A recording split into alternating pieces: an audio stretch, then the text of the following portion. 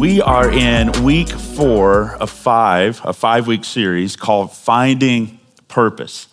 And in this series, we're trying to answer some big questions that I think we all wrestle with. Questions like, why am I here? What's my purpose? Is there more to life than just the everyday grind? And does my life have meaning?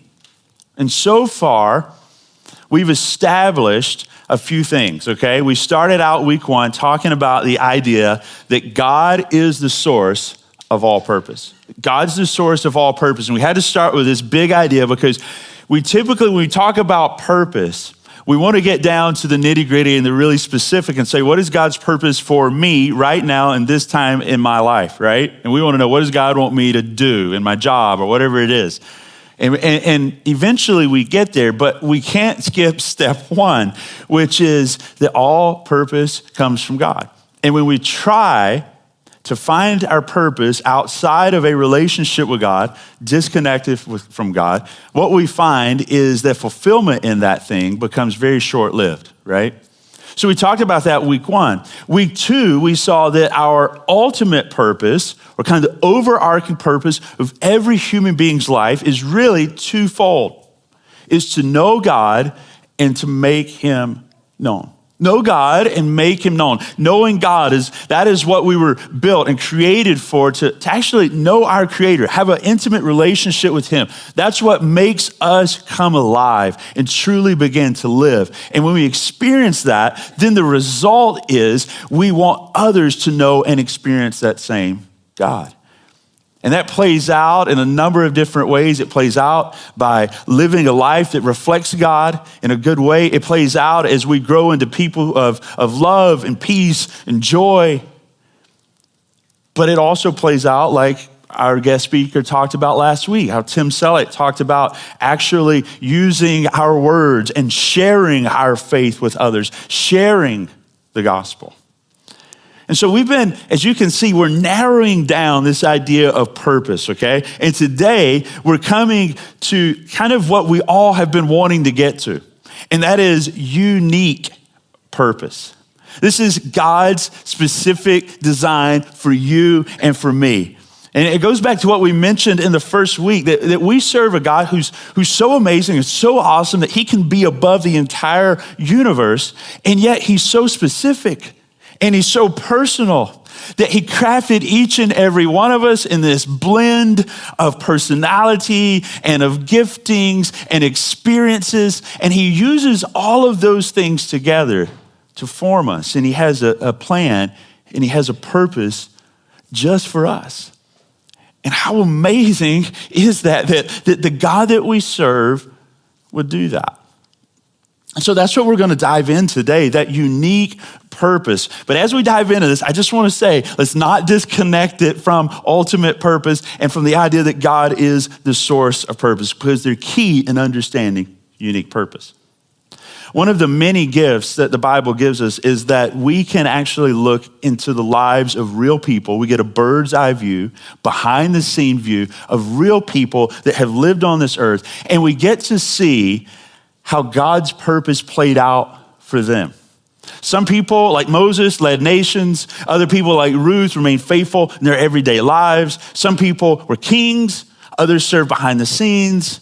But every purpose was unique, and each one is significant. One of the clearest examples that we see in Scripture, I think, of purpose lived out is found in the life of a man by the name of David.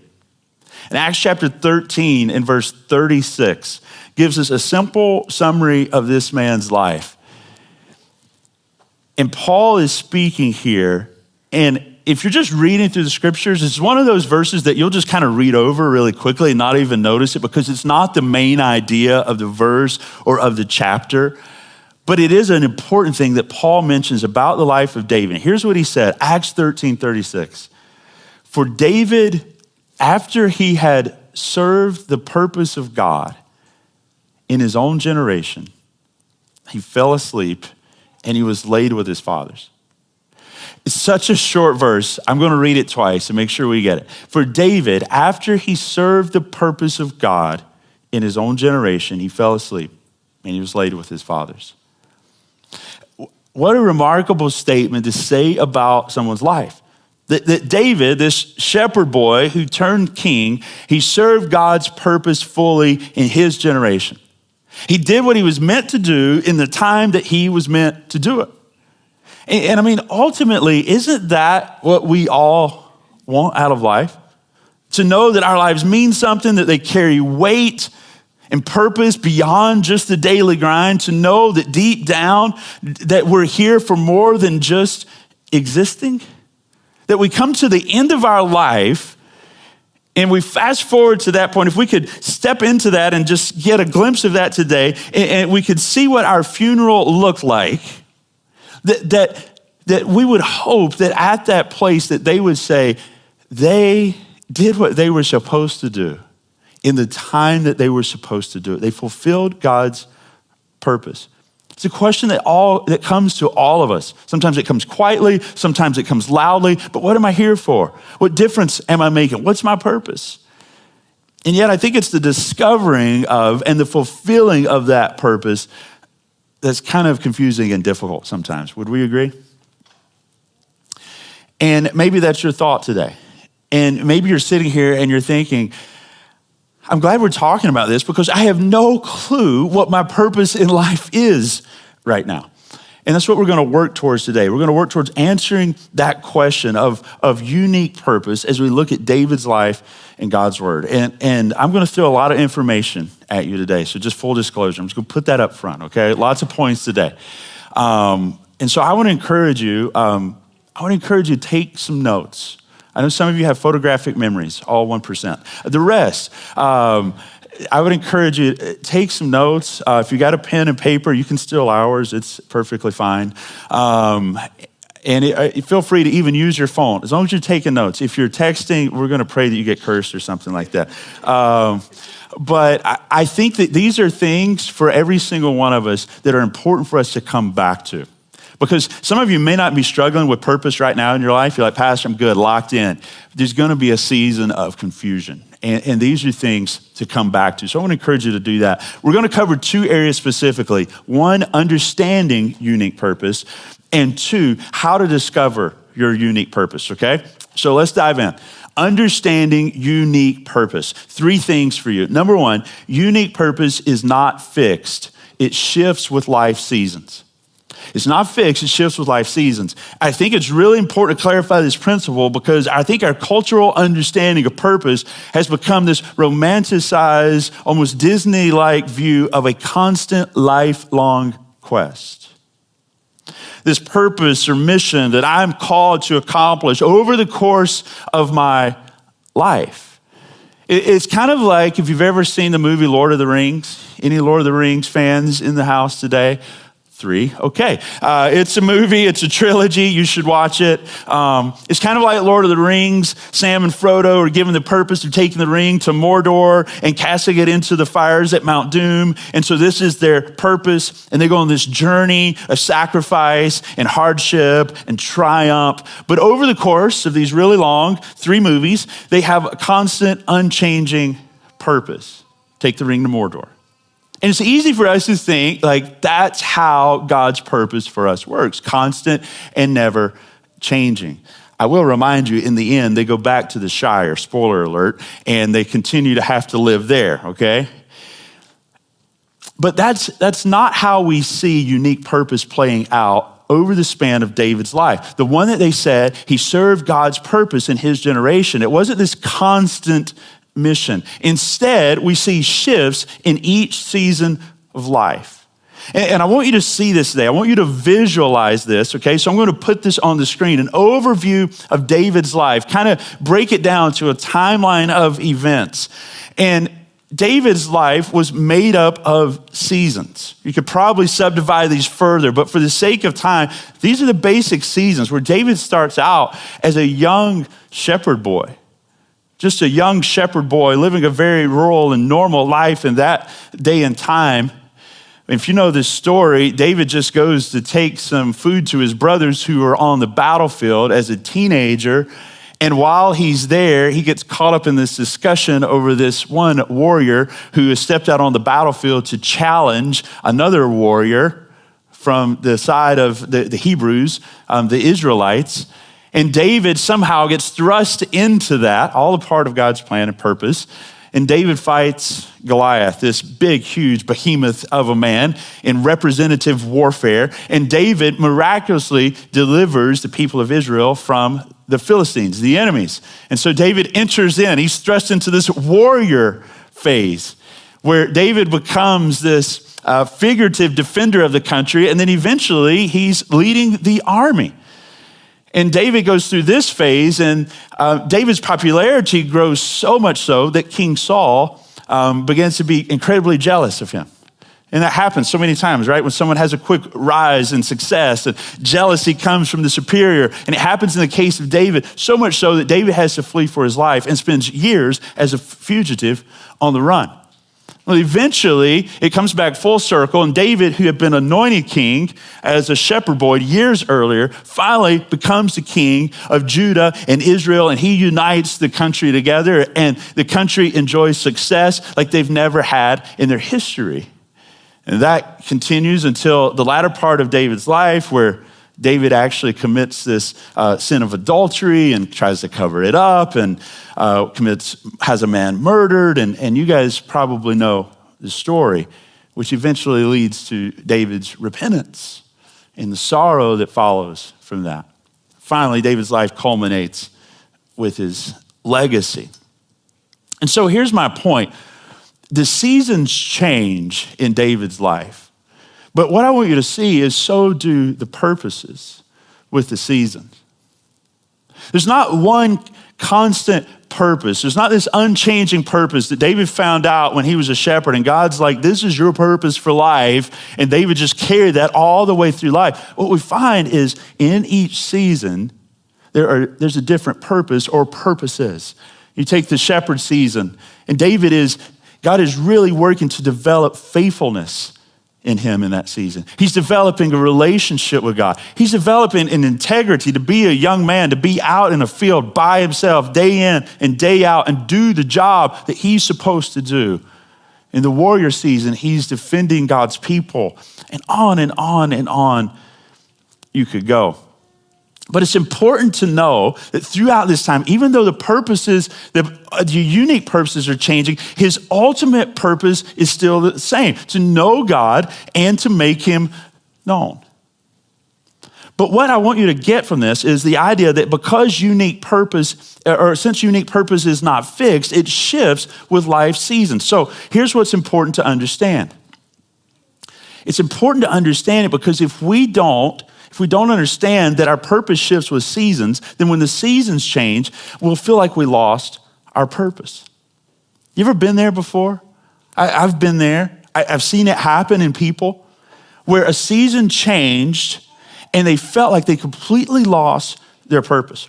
Maybe for you, your career path took a different turn, or a career completely ended and you felt like you lost your purpose.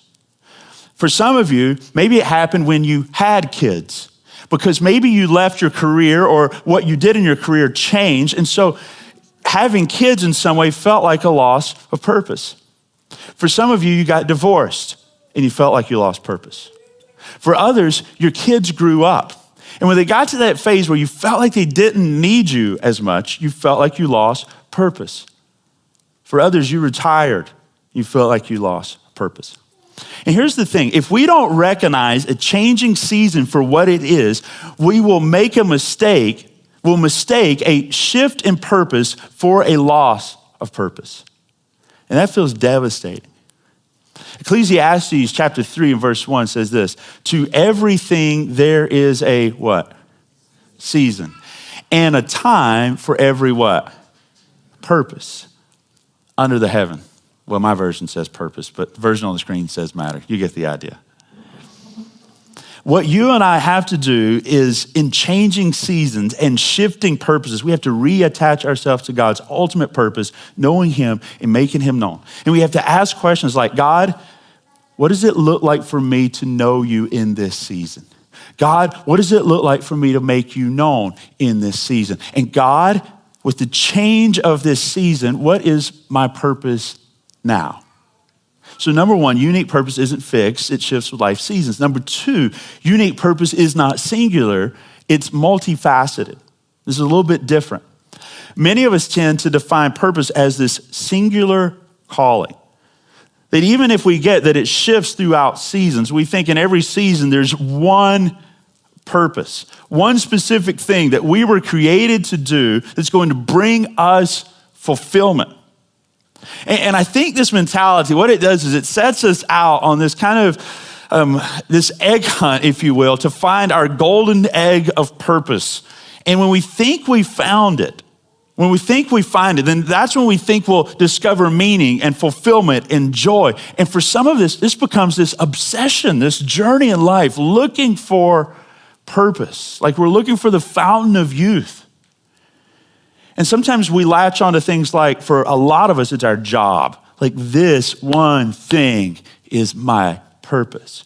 For some of us, it's our family. Like this is it. This family that I have, this is my one purpose in life. But again, as we look at David's life, we see that his purpose was always multifaceted rather than singular.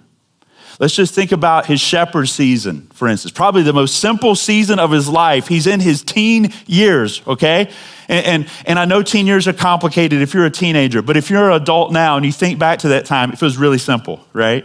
So let's take David's time there. And David, even in his teen years, is not limited to one role or responsibility. He was a shepherd with purposes of protecting and caring for the flock and providing for the family. He was also a musician. He was soothing King Saul's troubled spirit in this time by playing music for the king and bringing glory to God through writing his songs. But then he was also a brother. And he was a son. He was learning obedience and responsibility and loyalty within the family. And here's the point. Each role represented a different facet of God's purpose for him. Now, just imagine this. If David decides only to lean into his shepherd role and his shepherd purpose in this season, but he neglects the musician and the family side of his purpose, then he's missing out on 2/3 of his purpose in life. He becomes an incredible shepherd, but he experiences broken relationships, and he never writes the book of Psalms that you and I experience and enjoy today. And the point is, for us too, our purpose is multifaceted. That means, part of your purpose is your job. And by the way, we're not trying to diminish your job or your work or the fulfillment that you get from that. By the way, we're gonna set aside a whole sermon next week, and we're gonna talk about finding purpose in your job, okay? So we're not diminishing that, but what we're saying is, that's not the only facet of purpose in your life. And when you live life as if it is, it puts too much pressure on one thing, right? It puts kind of all of your eggs in one basket. And the reality is, if we're focused on one thing, we're missing other important parts of the purpose God has for us. It's not just your job, it's your family, your community, your church, on and on and on. Unique purpose is not singular, it's multifaceted. And then number 3, the final principle before we talk about how to discover purpose is this: that unique purpose is more than what you do, it's who you are. It's who you are. Now, I think everybody in this room needs to hear this today. But if you're a driven person, if you're a go-getter, and you know who you are, and if you're married to them, you know who they are, right? If that's you, then you really need to listen to this today. If you're a driven person, you really need to listen. I think a lot of people in this room are. I think a lot of people in Orange County are. You kind of have to have that to live here in a sense. But here's what I want you to hear. Your unique purpose is not solely about what you do or what you accomplish, but it's deeply tied to who you are and who you are becoming. Again, go-getters, hard workers, entrepreneurs, people with hard work ethic, you got to hear that, because you know what we typically think as soon as we hear purpose, what does our mind go to? I got to get busy. I got to do some more stuff, right? And I'll be honest with you, like that's where, even as I'm working on this sermon, my brain starts thinking, all right, what do we need to do? What do we need to do? And I need to do more. We need to have a bigger impact and all of those things. And what you do does matter, but it's not just about what you do. It's who, your purpose is who you are and who you are becoming. David did a ton of great things. He killed Goliath. He ruled as a king. He wrote the Psalms. But God's greatest affirmation of David came in the book of 1 Samuel when he said this about David. He called him a man after God's own heart. His purpose wasn't just exterior. It also included his inward man. David was not just called to have a purpose of doing these great tasks. He was called to spend time cultivating his inward person, just to spend those early mornings with God and those late nights with God and the times meditating on his word and forming who he was, not just what he was presenting to the world to be. And there's a difference, right? I think every single one of us have met people, maybe later in their life, that are incredibly successful. I mean, their resume of what they accomplished, when you read it, you're like, I mean, were you 10 people to accomplish all of these things? Did you ever sleep? How did you do all of this? And typically they're very proud of that and they kind of want you to know about it, right? But we've all met that person who's ultra successful externally, but inwardly they're just kind of empty and barren. You ever met that person? You're probably thinking of someone like that right now in your life. If they're beside you, do not bump them. That'd be really awkward, okay? But we've all met that person. In my mind, here's where my mind goes. It's kind of like the guy at the gym that just works out his upper body all the time. You know what I'm talking about? Like he is jacked when he walks into the gym, but then he's just got these legs, you know? It's just like little chicken legs. And you're like, man, just skip leg day all your life? Like, is that what happened here? You know? And you know, I'm joking about that, but you see that and there's a disconnect there. It doesn't match. And that's, in a way, that's a picture of what happens when we just focus our purpose on the external and the accomplishments and all the things that we do. And we don't take the time to work on us and draw near to God. So, understanding unique purpose. It's not fixed, it shifts in the seasons. It's not singular, it's multifaceted, and it's more than what you do, it's who you are. Okay, I know I've held you off long enough and you're like, okay, but Pastor, get to the part. We want to know, how do we discover purpose? Okay, I'm going to give this to you all in the next 10 minutes, okay? How do you discover your unique purpose? Again, drawing from the life of David. Number one, receive affirmation from people who know God and know you. And all that included in that sentence is important and intentional. Receive affirmation from people who know God and know you. It's hard to know God's purpose apart from God's people. It doesn't mean that everybody in this church knows God's purpose for you. It doesn't mean that the person who comes up to you and tells you, I know God's purpose for you, knows God's purpose for you. That's not what we're saying.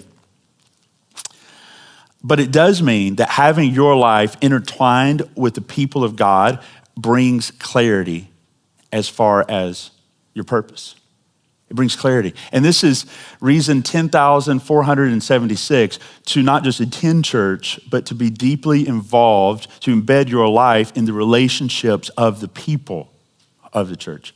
Listen, I'm so thankful if you're attending here on a Sunday morning. We are so thankful for you. And so for some of you, that's the first step you've taken towards God. And I'm not discounting that. I celebrate that with you. But what I say to you is realize that that is a step. And don't say that this is where I'm going to stop. Because there's only so much you can get on a Sunday morning. Now, don't get me wrong. Like, I put some time in these sermons, okay? So I'm trying to give you something good from God's word. But I will say this, it's not enough for you. It's when you get deeply embedded into the church and you build relationships with people who know God and you allow them to know you. And that can be a vulnerable thing. I get that, especially if you've been hurt before in the past. But every relationship, if it's valuable, requires a little bit of risk. And when people know God and know you, they have the ability to better speak into your life. we see that. I want to again point back to the life of David. I just want to highlight this for just a second. Before we'll show that next slide there, what you'll see, I think, is with every season in David's life, with every season, not only was there purpose, but there were also people. And you go back and do the research on it, but every season there were people that were instrumental in David's life. And we have this idea that David and all these heroes of the Bible were just kind of like these John Wayne figures out there leading the charge on their own, and they didn't need anybody. And that's just not true. There were people every step of the way. They may not have been in their same position. They may not have been the leader, but God used them to affirm his purpose in them at that time. When David's a shepherd, it was his father, and it was the prophet Samuel who comes and anoints him for the coming seasons of his life. And then when he's in the season of being a warrior and a fugitive, and he's probably doubting God's purpose for him in the season, it's his best friend, Jonathan, the king's son, who's speaking purpose to him. In 1 Samuel 23:16, he says, and Jonathan saw a son, rose, and he went to David, and he strengthened his hand in God. And he said to him, do not fear, for the hand of Saul, my father, shall not find you. You shall be king over Israel, and I shall be next to you. And Saul, my father, also knows this. It's the people who know God and know you that have the ability to see you clearly. They know your strengths, your weaknesses, your passions, your stories. And oftentimes God uses them to help you make sense of God's purpose in your life. I've used this before in our church maybe a year and a half ago when we were talking about God's will and knowing God's will, but I'm going to use it again because I think it gets the point across.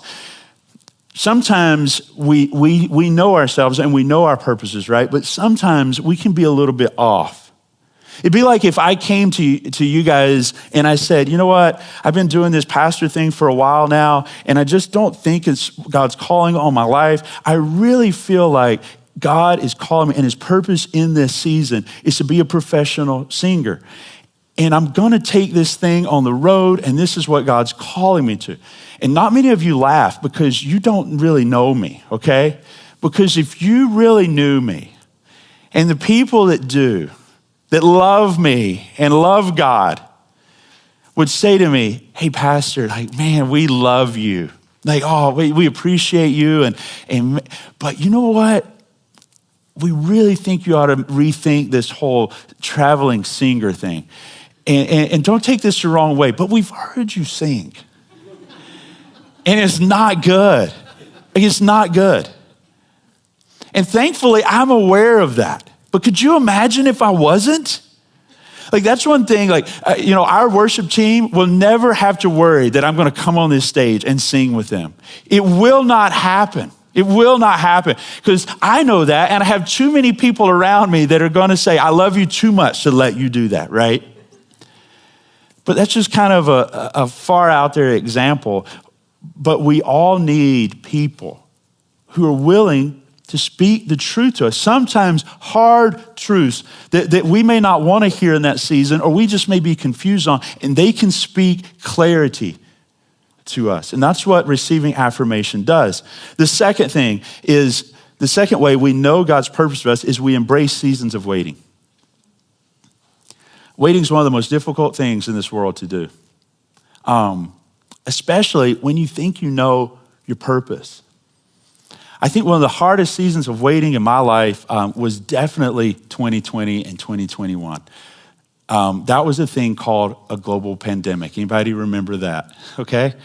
It was hard for me. Our church was 3.5 years old at that time, going into the pandemic, and we were going into the pandemic with what we felt like was a lot of momentum. Our church was growing. We were seeing new people come, lives change. We had just gone from one service to 2 services, and man, it was going great. And then the shutdown, which we were all like, okay, 2 weeks, this isn't going to be bad, right?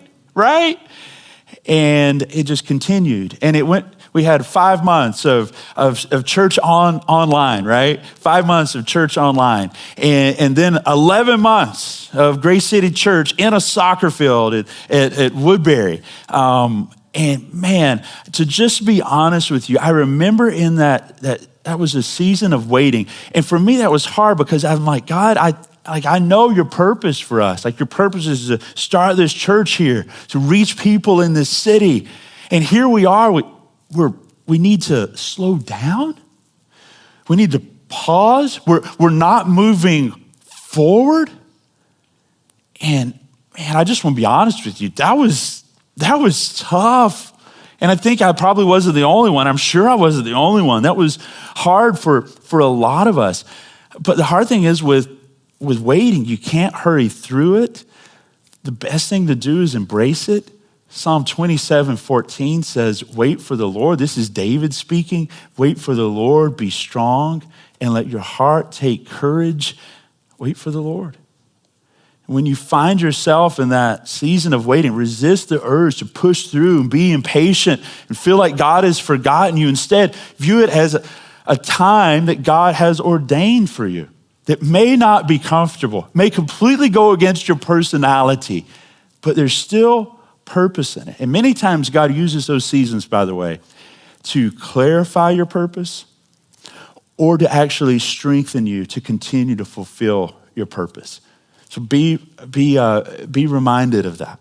So embrace seasons of waiting. Number 3, do what you know to do now. Embracing a season of waiting doesn't mean that you don't do anything. If you're in a season right now, okay, and a lot of us go through this where you're like, I'm just kind of in this in-between season. Okay, I'm not in that purpose and I'm not in the next. I'm just kind of in the messy middle and I don't really have clarity on what my purpose is right now, okay? And that happens to all of us. So what do we do in that time? One of the things we don't do is just stop and do nothing.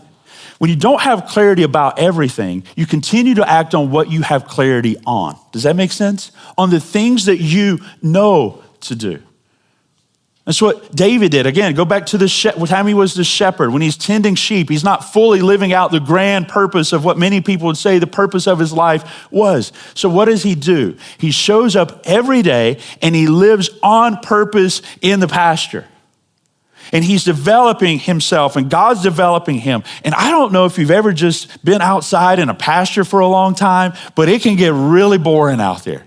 I mean, he's not scrolling on his phone to pass the time, right? Like it's just him and the sheep. And that can feel like an eternity, like I'm wasting my time. And for some of you, listen, I think it's so important to hear this because you may be in that season right now where you're looking at this season of life and you're going, man, it's hard to see purpose right now. It's really hard to see how what I'm doing right now is having eternal significance in this world. And you're in a boring, just plain season.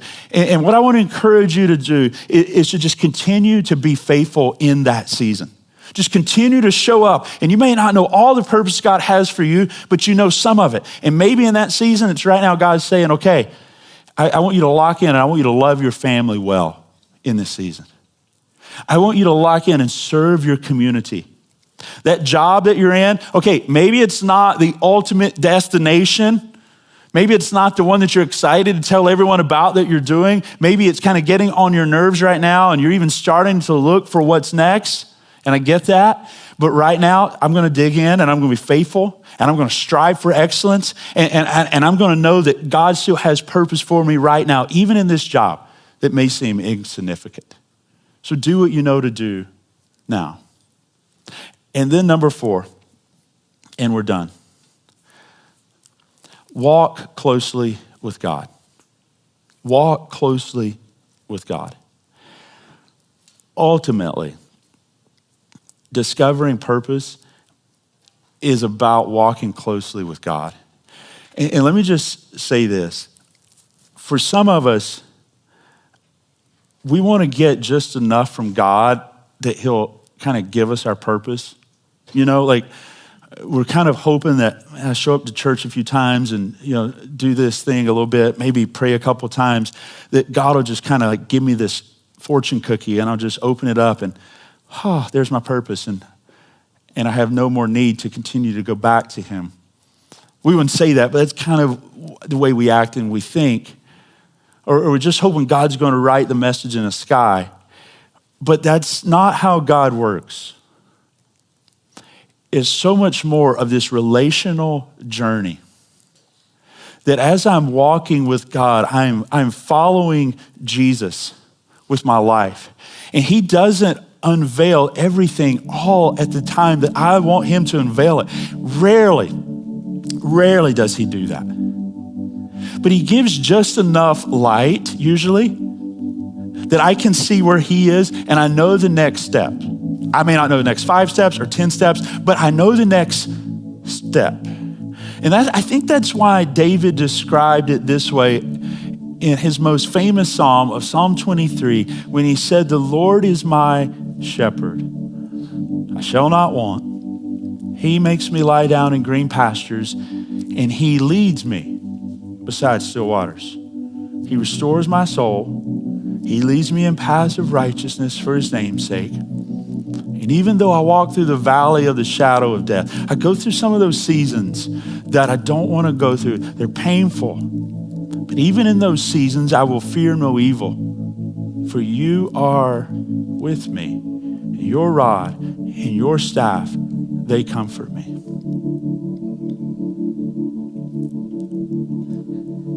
We're not just on this quest to find our purpose. It's not a quest just to get some information so that we can get busy and know what to do. The reality is it's a journey with our Savior. It's a journey with the shepherd of our soul who says, I want to invite you. I want to invite you to go on this journey with me. And we're going to live out. I'm not just going to give you an answer to your purpose, because the reality is if I were to just give you your purpose and you go off and serve it by yourself, you'd find out it was just it'd be a dead end thing. But we're going to do this thing hand in hand.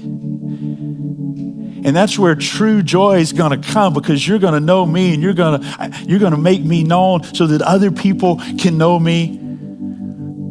And as we go and as we walk hand in hand, I'm going to give you the information that you need at the right time.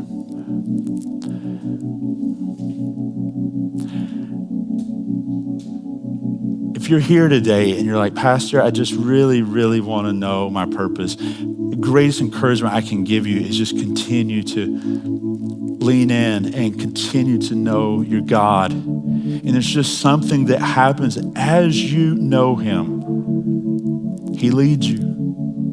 He makes it obvious to you. He opens doors for you that you could not open for yourself. And he closes others that you would have opened.